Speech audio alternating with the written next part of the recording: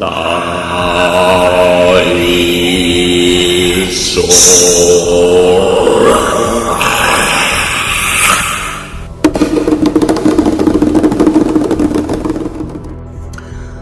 my friends, I'm Sam Sarabi and this is the third session of Vikings Divination, the runes.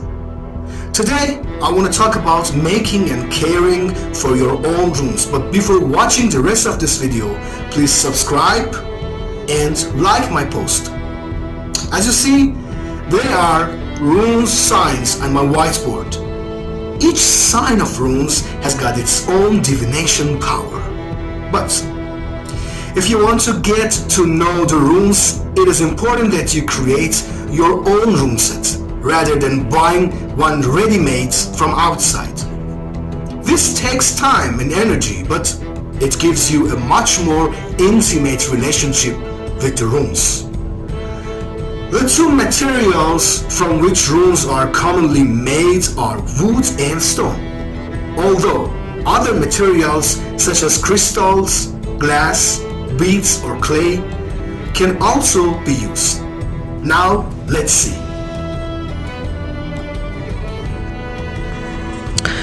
Wherever you go in the world, there are always stones to be found. Some of the best stones for rune making can be found on beaches and in stream beds, where they have been worn smooth by the water. The Nordic and Celtic people believe that every stone has a spirit within it, which needs to be honored if it is to work well for you.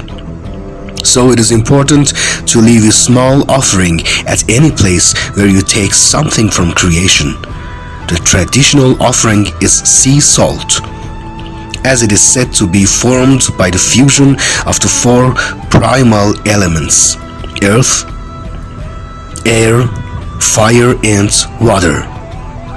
Alternative offerings include tobacco, which is sacred to the Native Americans, corn, which is sacred throughout the Old World, and colored ribbon.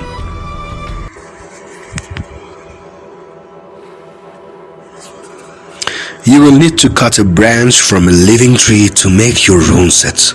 This may be a tree that has a special significance to you, perhaps growing in a wood or garden that holds particular memories. Before cutting any wood from the tree, ask its permission for your acts and leave a small offering in exchange. Ask permission from the tree by placing your hands on its trunks and saying a short prayer. Sprinkle an offering of sea salt at the base of the tree to honor it before cutting off a small branch. Using a handsaw, carefully cut the branches into slices for the 24 runes. Using a poker, and write your rune symbol on it. When you have rubbed in a little natural beeswax to protect the wood, your runes are ready to be cleansed.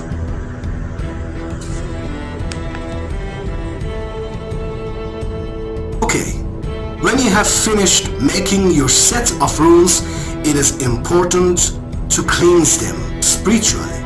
This can be done in a variety of ways. They can be laid out in the light of a full moon for a night, or you can waft smoking herbs over them. This process is called smudging. However, the simplest method of cleansing them is to use naturally flowing water from a well, spring or stream if they are not made of clay. As you work with your runes, especially if you do a lot of readings for others, you will need to cleanse them regularly. You may also want to perform an annual re-empowerment ceremony. Amazing! After a while, as you get to know your runes better, they will let you know when they need cleansing. They will start to feel uncomfortable to hold. If it happens, simply re-cleanse them.